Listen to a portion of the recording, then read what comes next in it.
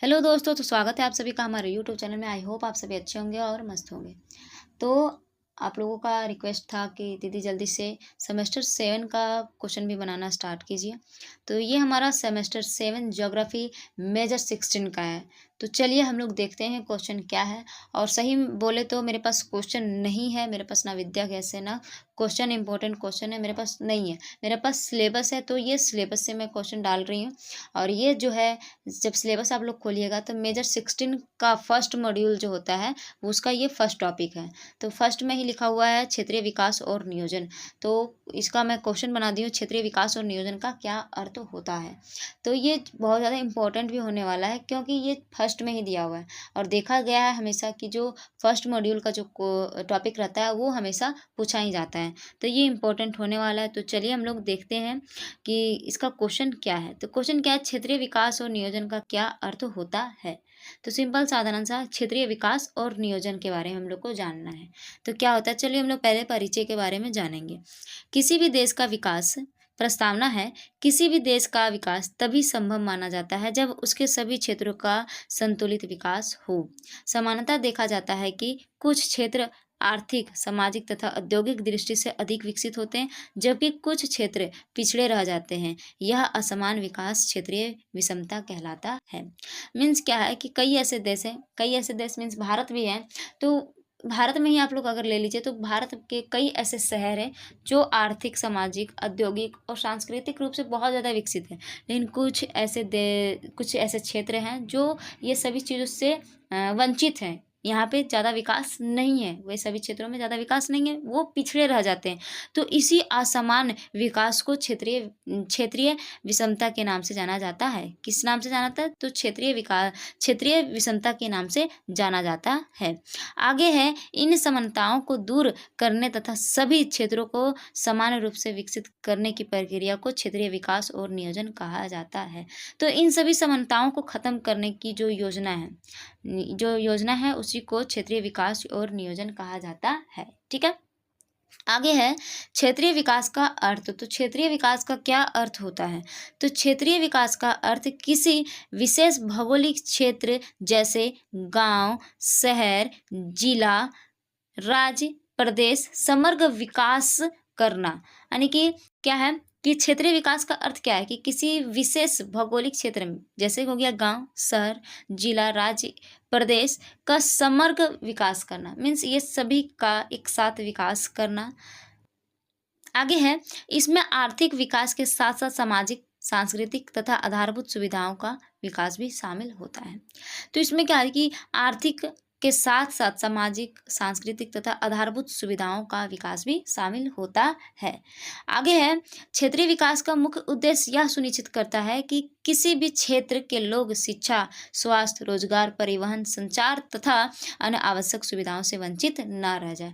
तो क्षेत्रीय विकास जो है, क्षेत्रीय विकास का उद्देश्य क्या होता है कि कोई भी जो क्षेत्र है वो शिक्षा, स्वास्थ्य, रोजगार, परिवहन, संचार, ये सभी और बेसिक जो सुविधाएं होती है, आवश्यक सुविधाएं जो होती है, उन सभी से लोग वंचित ना रह जाए, इनका ये जो है उद्देश्य होता है।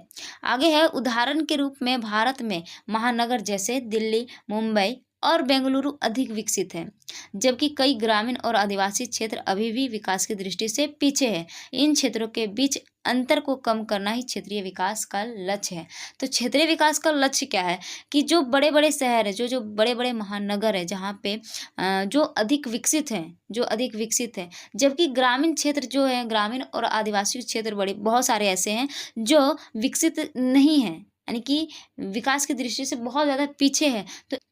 तो इन क्षेत्रों के बीच के अंतर को कम करना ही इसका लक्ष्य होता है। किसका लक्ष्य होता है? तो क्षेत्रीय विकास का लक्ष्य होता है। ठीक है। आगे है क्षेत्रीय विकास के उद्देश्य। तो क्षेत्रीय विकास के उद्देश्य क्या होते हैं? तो पहला है क्षेत्रीय असमानताओं को कम करना, जो उच्च नीच का जो होता है, या फिर क्षेत्रीय मतलब कि कोई देश जो है, मतलब कोई शहर जो बहुत ज़्यादा विकसित है और कोई ग्रामीण क्षेत्र जो है वो बहुत कम विकसित है, तो उसके असमानताओं को कम करना, पिछड़े क्षेत्रों का आर्थिक उत्थान करना, आर्थिक रूप से उसका उत्थान करना, तीसरा है रोजगार के अवसरों में वृद्धि करना। चौथा है शिक्षा एवं स्वास्थ्य सुविधाओं का विस्तार करना। पांचवा है लोगों के जीवन स्तर में सुधार लाना। छठा है संतुलित आर्थिक विकास को बढ़ावा देना। तो ये सभी इनका उद्देश्य होता है। किनका? तो क्षेत्रीय विकास का उद्देश्य होता है। आगे हम लोग जानेंगे नियोजन का अर्थ। तो नियोजन का अर्थ क्या होता है? अभी तक तो हम लोगों ने जाना क्षेत्रीय विकास क्या है, क्षेत्रीय विकास का उद्देश्य क्या है।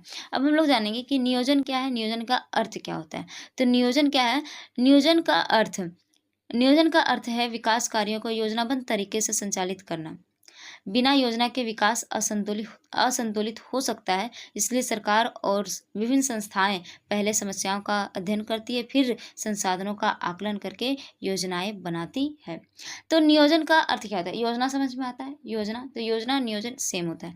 योजना नियोजन मीन्स देखिए, अभी आप लोग सेमेस्टर 7 का तैयारी कर रहे हो कि सेमेस्टर 7 में कितना नंबर लाए जो पास हो जाए, कितना पढ़े जो पास हो जाए, कहाँ से पढ़े, किस यूट्यूब चैनल से पढ़ें, कहाँ से पढ़ें और किस बुक से पढ़ें।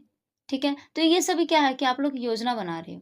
आप लोग काम के साथ साथ आप लोग सोच रहे होगे कि अपने काम को भी मैनेज किया जाए और पढ़ाई को भी मैनेज किया जाए, तो किस तरह से पढ़ा जाए कि हम जो है पास हो जाए। तो ये क्या हुआ? एक योजना हुआ। तो उसी प्रकार से इसमें क्या है कि किसी भी काम को करने से पहले उसके बारे में जानना होता है, उसका अध्ययन करना होता है, समस्या क्या है उसके बारे में जानना होता है। उसके बाद योजना बनाया जाता है कि हाँ, इस क्षेत्र में इस चीज़ का कमी है, तो उसी को क्या कहा जाता है? तो वही क्या कहलाता है? नियोजन कहलाता है।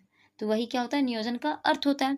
आगे है, नियोजन के अंतर्गत यह निर्धारित किया जाता है कि किस क्षेत्र में कौन सी समस्या अधिक है। वही कौन सी समस्या अधिक है, संसाधनों का उचित उपयोग कैसे किया जाए। जो संसाधन है हमारे पास, उसका उपयोग कैसे किया जाए, उचित रूप से इसका उपयोग कैसे किया जाए। उद्योग, कृषि और सेवाओं का विकास कहाँ किया जाए। तो उद्योग, हमारे पास जो उद्योग है, कृषि है और सेवाएं जो है, उसका विकास कहाँ किया जाए। आधारभूत संरचना जैसे सड़क, बिजली, जल और परिवहन का विस्तार कैसे हो। तो इन सभी का योजनाएं बनाया जाता है पहले। ठीक है, सोचा जाता है कि इसका प्रयोग कहाँ किया जाए, ये कहाँ पे किसका ज़्यादा आवश्यकता है, ये सभी के बारे में सोचा जाता है पहले। आगे है, जैसे जैसे मैं अगर उदाहरण में के तौर पे हम लोग देखें तो क्या है, भारत में पंचवर्षीय योजनाएं, ग्रामीण विकास कार्यक्रम, औद्योगिक क्षेत्र विकास योजना आदि नियोजन के उदाहरण है। तो ये सभी क्या है? नियोजन के एक उदाहरण है। देखिए, अगर पंचवर्षीय योजनाएं जो है वो लागू किया गया, तो एक दिन में नहीं लागू किया गया होगा, उसको सोचा गया होगा, विचारा गया होगा कि इसका आवश्यकता क्यों है, उसको जाना गया होगा इसका आवश्यकता क्यों है, इसको किस प्रकार से लोगों तक पहुंचाया जाए, इस बारे में पहले सोचा गया होगा। उसके बाद ही बहुत इसकी मेहनत के बाद, सोचने के समझने के बाद, उसका अध्ययन करने के बाद फिर इस चीज़ को लागू किया गया होगा। उसी प्रकार से प्रधानमंत्री आवास योजना जो है, उसके बारे में पहले सोचा गया होगा, विचारा गया होगा, उसका अध्ययन किया गया होगा, उसके बाद उसको लागू किया गया, उसके बाद लोगों तक उसको पहुंचाया गया। तो पहले किसी चीज़ के बारे में सोचना, समझना और उसके बारे में अध्ययन करना ही नियोजन कहलाता है। आगे जो है, क्षेत्रीय विकास और नियोजन का संबंध। तो क्षेत्रीय विकास और नियोजन का आपस में संबंध कैसा है? तो क्षेत्रीय विकास और नियोजन एक दूसरे के पूरक है, यानी कि एक दूसरे के जस्ट अपोजिट है। इसमें क्या है, नियोजन विकास की दिशा निर्धारित करता है और क्षेत्रीय विकास उस योजना का परिणाम होता है। नियोजन जो है पहले पहले सोचता है, समझता है, उसका दिशा निर्धारित करता है। उसके बाद जब वो सारा चीज़ फाइनल हो जाता है, उसके बाद उसमें क्या होता है, क्षेत्रीय विकास उस योजना का परिणाम होता है। उसके बाद क्या होता है कि क्षेत्रीय विकास जो होता है उस चीज़ का परिणाम होता है कि कैसा इसका परिणाम आया। यदि नियोजन सही ढंग से किया जाए तो संसाधनों का संतुलित उपयोग होता है और सभी क्षेत्रों में समान विकास संभव होता है। तो क्या बोल रहा है कि यदि नियोजन का सही ढंग से उपयोग किया जाए और संसाधनों का एक संतुलित रूप से प्रयोग किया जाए, तो क्या होता है कि सभी क्षेत्रों का समान रूप से विकास होना क्या होता है, संभव हो पाता है। आगे है, नियोजन के माध्यम से सरकार यह प्रयास करती है कि विकास केवल बड़े शहरों तक सीमित ना रहे, बल्कि ग्रामीण एवं दूरस्थ क्षेत्रों तक भी पहुँचे। नियोजन का माध्यम क्या होता है कि नियोजन का माध्यम होता है कि जो ये विकास का जो कार्य चल रहा है, वो सिर्फ बड़े शहरों तक सीमित ना रह जाए, बल्कि ये जो है ग्रामीण ग्रामीण क्षेत्रों और दूरस्थ क्षेत्र जो है वहाँ तक भी ये पहुँच सके। तो ये नियोजन का माध्यम होता है, ठीक है। आगे क्या है, क्षेत्रीय नियोजन की आवश्यकता। तो ये आखिर में क्षेत्रीय नियोजन की आवश्यकता क्यों पड़ी? तो पहला पॉइंट है इसमें, क्षेत्रीय असमानताओं को समाप्त करने के लिए, कि क्षेत्रीय असमानता जो है उसको समाप्त किया जाए। दूसरा क्या है, ग्रामीण एवं पिछड़े क्षेत्रों के विकास के लिए। तीसरा है, जनसंख्या के असंतुलित वितरण को नियंत्रित करने के लिए। चौथा है, शहरी क्षेत्रों पर बढ़ते दबाव को कम करने के लिए। पांचवा है, प्राकृतिक संसाधनों के संरक्षण एवं उचित उपयोग के लिए। छठा है, पर्यावरण संतुलन बनाए रखने के लिए। और सातवां है, राष्ट्रीय एकता और आर्थिक स्थिरता को मजबूत करने के लिए। तो ये इन सभी चीज़ों के वजह से क्या हुआ कि क्षेत्रीय नियोजन की आवश्यकता पड़ी। आगे है, आगे हम लोग जानेंगे कि क्षेत्रीय विकास के प्रमुख घटक क्या हैं। तो इसके प्रमुख घटक कौन कौन से हैं?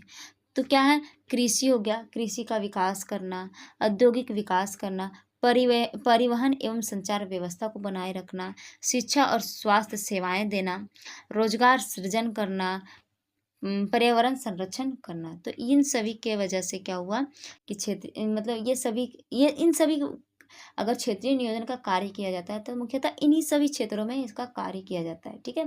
तो क्षेत्रीय विकास के प्रमुख घटक ये सब है, ठीक है। आगे है, आप लोग 4 से 5 भी याद कर लीजिएगा, चलेगा। आप लोगों को ये लंबा लग रहा होगा, लेकिन लंबा इसलिए है, पॉइंट बढ़ा के इसलिए दिए हुए हैं क्योंकि आप लोग अगर सारे पॉइंट को पढ़ते हो तो उसमें से आप लोगों को ये नहीं है कि सारा पॉइंट ही याद हो जाएगा, ठीक है। ये प्रॉब्लम होता है भूलने का। तो आप लोग अगर मैं अगर आप लोगों को 7 पॉइंट दे रही हूँ तो उसमें से आप लोगों को 4 पॉइंट ही याद रहेंगे, 5 पॉइंट भी याद रहेंगे, कोई कोई ऐसे होंगे जो 7 का 7 पॉइंट याद कर लेंगे। तो इसमें क्या है कि आप लोग देखिएगा और समझिएगा, उसके बाद क्या कीजिएगा, रटने की आवश्यकता नहीं है, समझिए, देखिए, 2-3 बार देखिए वीडियो को, समझ में आ जाएगा, ठीक है। और उसके बाद क्या कीजिए, इसको आराम से एक बार लिखने का प्रयास कीजिए, खुद से कॉपी में खुद से लिखने का प्रयास कीजिए। और बहुत सारे ऐसे हैं जो काम के साथ साथ पढ़ाई भी कर रहे हैं, तो वो 2 से 3 बार वीडियो को देख लीजिएगा, लिखने की कोई आवश्यकता नहीं है, ठीक है। और जिसके पास टाइम है तो वो लिख के भी प्रयास कर सकते हैं। आगे है, आगे निष्कर्ष। तो इसका निष्कर्ष खुद से लिखा जा सकता है, कोई दिक्कत नहीं है। निष्कर्ष में आप लोग को जो समझ में आया कि इस चीज़ से आप क्या समझे, एक छोटे से पारक के रूप में उसको निष्कर्ष को दिया जाता है, ठीक है। और निष्कर्ष इसलिए लिखा जाता है क्योंकि अगर जो एग्जामिनर पेपर को पूरा नहीं चेक किया तो ये निष्कर्ष को पढ़ा, अब पढ़ के समझ गया हाँ इसके अंतर्गत ये लिखा है, ठीक है। आगे क्या है, निष्कर्ष में अंततः कहा जा सकता है कि क्षेत्रीय विकास और नियोजन किसी भी देश की समग्र प्रगति के लिए अत्यंत आवश्यक है। योजनाबद्ध विकास से न केवल आर्थिक वृद्धि होती है बल्कि सामाजिक न्याय और समान समान अवसर भी सुनिश्चित होते हैं। जब देश के सभी क्षेत्र सामान्य रूप से विकसित होते हैं तब राष्ट्रीय विकास मजबूत और अस्थायी बनता है। तो ये हो गया निष्कर्ष। और निष्कर्ष में आप लोग और भी कुछ लिख सकते हो जो आप लोगों को उससे समझ में आया, ठीक है। तो ये हमारा निष्कर्ष हो गया। आई होप आप लोगों को समझ में आया हो और वीडियो अच्छा लगा हो। तो और बहुत दिनों से आप लोग बोल रहे थे दीदी सेमेस्टर 7 का वीडियो लाइए, तो सेमेस्टर 7 का वीडियो आ चुका है। तो आप लोग देखिए वीडियो को, और आप लोग देखिए वीडियो को और ज़्यादा से ज़्यादा लाइक कीजिए और चैनल को सब्सक्राइब जरूर कीजिए और अपने दोस्तों के साथ भी शेयर कीजिए। और जो पढ़ाई के साथ साथ काम भी करते हैं तो उनके साथ वीडियो को ज़रूर से ज़रूर भेजिए, ठीक है। तो चलिए मिलते हैं नेक्स्ट वीडियो में, अभी के लिए इतना ही, धन्यवाद।